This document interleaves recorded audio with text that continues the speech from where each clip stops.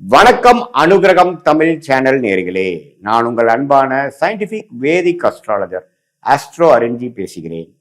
நல்லது நினைப்போம், நல்லதே நடக்கும். இந்த வீடியோவில் நம்ம என்ன பார்க்க போறோம்னா, மகர ராசிக்காரர்களுக்கு 2026 மார்ச் மாதம் எத்தகைய ஒரு மாதமாக பலாபலன்கள் நிறைந்த ஒரு மாதமாக இருக்க போகுதுன்னு பார்க்க போறோம்.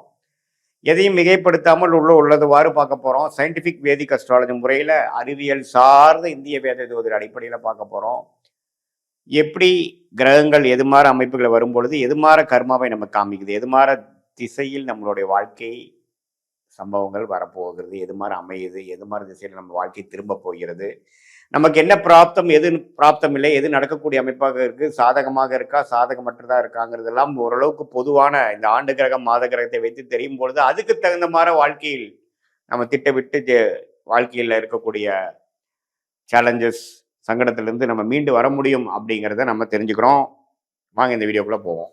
பாருங்க, மகர ராசிக்காரர்களுக்கு 2026 மார்ச் மாதம் அருமையான ஒரு பலன்கள் கொடுக்குதான்னு பார்த்தீங்கன்னா ஒரு 50-50 ஒரு அமைப்பு இருக்கு. ஏன்னா குரு பாருங்க 6ஆம் இடத்துலேருந்து 12ஆம் இடம் என்று சொல்லப்படுகிற விரயஸ்தானம், டிராவலிங் ஸ்தானம், ஊர் டூர் போகிறது எல்லாமே ஒரு டிரான்சிஷனரியாக இருக்கக்கூடிய ஒரு அமைப்பை கொடுக்கக்கூடிய அந்த குருவின் பார்வை 12ஆம் வீட்டை பார்க்கிறார். சனி 3ஆம் இடத்துல இருக்கிறார், ராகு 2ஆம் இடத்துல, கேது 8ஆம் இடத்துல இருக்கிறார்.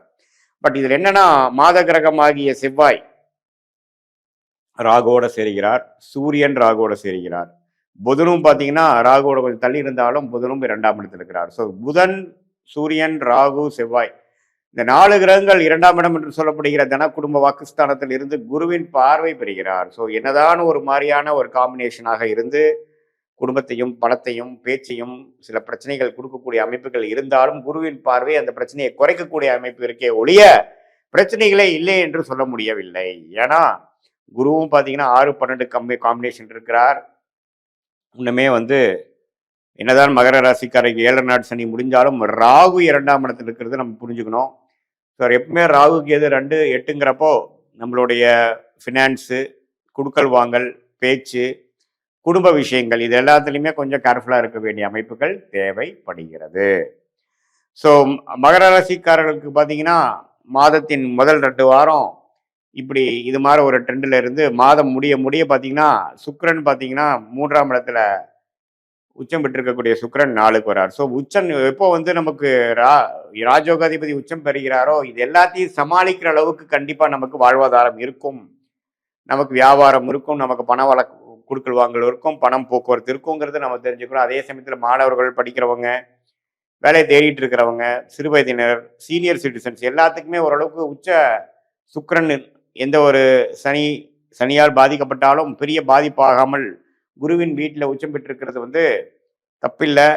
ஸோ இது மாதிரி சில குடுக்கல் வாங்கல், பண விஷயங்கள், குடும்ப விஷயங்கள், வாக்கு விஷயங்கள், ஹெல்த் ரிலேட்டடான விஷயங்கள் எல்லாம் கொஞ்சம் பாதிப்புகள் இருந்தாலும், ஏன்னா சூரியனுங்கிற ஒரு மகர ராசிக்கு 8ஆம் வீட்டு அதிபதியாக வருகிறார். ஸோ 8ஆம் வீட்டு அதிபதியாக மகர ராசிக்கு இது மாதிரி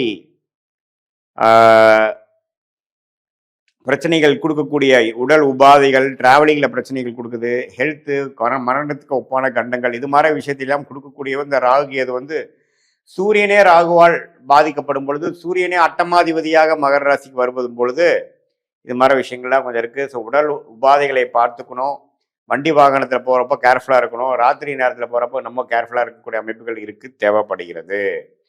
இது ஒரு சுமாரான ஒரு பொதுவான பலனை தவிர உங்களுடைய ஜென்ம ஜாதகத்தில் நீங்கள் பிறந்த தேதி, பிறந்த நேரம் வைத்து, பிறந்த உரை வைத்து உங்களுக்கு வரக்கூடிய ஜாதகத்தில் என்ன லக்னத்தில் பிறந்தீங்க, நீங்கள் அவிட்ட நட்சத்திரமாக இருந்தாலும் சரி, திருவோண நட்சத்திரமாக இருந்தாலும் சரி, உத்திராட நட்சத்திரத்தில் பிறந்திருந்தாலும் சரி, நீங்கள் என்ன லக்னத்தில் பிறந்தீங்க, என்ன தசாபுத்திகள் போய்கொண்டு இருக்கிறது, அந்த தசைகள் புக்திநாதன்லாம் கோச்சாரத்தில் நன்றாக இருக்கிறார்களா, அதை பொறுத்து வாழ்க்கையில் நீங்கள் எது மாதிரி ஒரு விஷயங்கள் செய்ய முடியும், இந்த நேரத்தில் எப்படி இருக்கு, உண்மையான தசாபுக்திகள் வைத்து இன்னுமே துல்லியமான பலன்கள் எடுக்கலாம். இப்போ நம்ம பேசின கோச்சாரம் அதுக்கு சப்போர்ட்டிவாக தான் இருக்கும். நல்ல அருமையான தசைகள் நடக்கும் பொழுது கோச்சார அமைப்புகள் கொஞ்சம் இன்னும் தூக்கலாகவும், ஒரு சுமாரான தசாபுக்திகள் நடக்கும் பொழுது நம்ம பேசின இந்த மாத கிரகம், ஆண்டு கிரகத்தின் அமைப்பை பொறுத்து இன்னுமே துல்லியமான பலன்கள் எடுக்கலாம். இன்னுமே அந்த சுமாரான பலன்கள் தசாபுக்தி நடக்கும் பொழுது பலன்கள் சுமாராகவும் உங்களுக்கு கிடைக்கக்கூடிய அமைப்பு இருக்கும் அப்படிங்கிறத நீங்கள் தெரிஞ்சுக்கணும். இது ஒரு பொதுவான பலன். நீங்க வந்து வாழ்க்கையில சயின்டிஃபிக் வேதிக் அஸ்ட்ராலஜி முறையில என்ன மாரி பிராப்தங்கள் இருக்குன்னு தெரிஞ்சுக்கலாம் உங்களுக்கு. தனிப்பட்ட கர்மா என்ன? என்ன மாரி விஷயங்கள் உங்களுக்கு ஈஸியா நடக்கும், ஃபார்ச்சுனேட்டா நடக்கும்? எதுல நீங்க போராட வேண்டியதா இருக்கும்? எளிதில் கிடைக்கக்கூடிய அமைப்புகள் எந்த துறையில இருக்கு? எந்த துறை நமக்கு லக்கியா இருக்கு? எந்த மேற்படிப்பு படிக்கலாம்? வெளிநாடா? உள்நாடா? வேலையா? தொழிலா? அரசு உத்தியோகமா? பிரைவேட் செக்டாரா? எப்போ துறையிலேருந்து துறை மாறுவோம்? எப்போ வேலை மாறல? இது நல்லது. குழந்தை பேர் எதிர்பார்க்குறவங்க, கல்யாணம் விஷயங்கள், சுப விஷயங்கள் எதிர்பார்க்குறவங்க, நல்ல ஒரு உயர்வை எதிர்பார்க்குறவங்க, கடன் அடைக்கணும், ஃபினான்ஷியலாக நம்ம செட்டில் ஆகணும்னு நினைக்கிறவங்க எல்லாத்துக்குமே நம்மளுடைய தசாபுக்திகள் எப்படி போய் கொண்டிருக்கிறது, மகர ராசிக்கு இப்போ கோச்சாரம் எப்படி இருக்குது, உங்களுக்கு என்ன நேரத்தில் எந்த தேதியில் பிறந்தீங்க, எந்த லக்னத்தில் பிறந்தீங்க, எல்லாம் உங்களுக்கு ஜாதகத்தை முழுசாக அனலைஸ் பண்ணும் பொழுது அடுத்து வரக்கூடிய வாழ்வாதாரங்கள்லாம் எப்படி இருக்குது,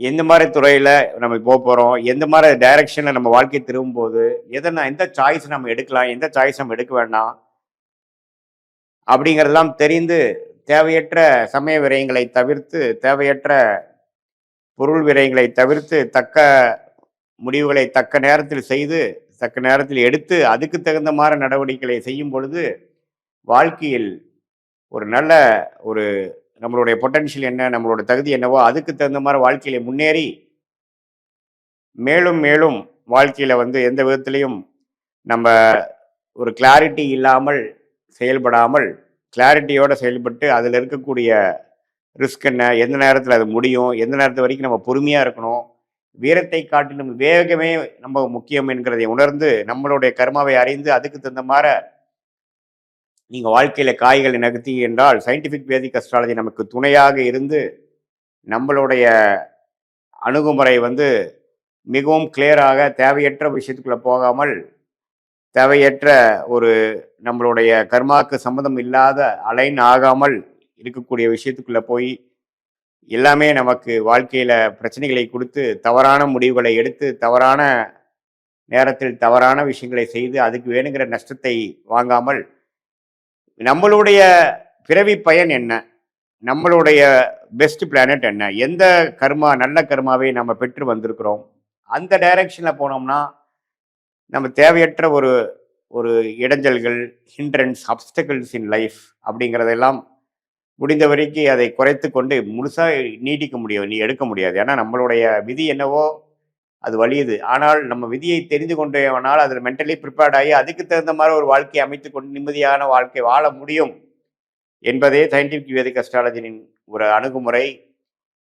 அதுதான் வந்து நம்மளுடைய தேவையற்ற இது மாதிரி மிகைப்படுத்தி பேசுவது, பரிகாரங்கள் அது மாதிரி விஷயத்துல போய் பயந்துக்கிறது, நம்மளுடைய தேவையற்ற மன அழுத்தத்துக்குள்ள போய் அது மூலமாக மன நிம்மதியை இழப்பது, அதெல்லாம் இல்லாமல் உள்ளது உள்ளவாறு பார்த்து அதுக்கு தகுந்த மாதிரி முடிவுகளை தக்க நேரத்தில் எடுத்து மகர ராசிக்காரர்களாகிய நீங்கள் வாழ்க்கையில் ஷார்ட் டேர்ம் லாங் டேர்ம் எல்லாத்துலேயுமே ஒரு பிளானிங் பண்ணி சக்ஸஸ் ஆக முடியும் என்று சொல்ல விரும்புகிறேன்.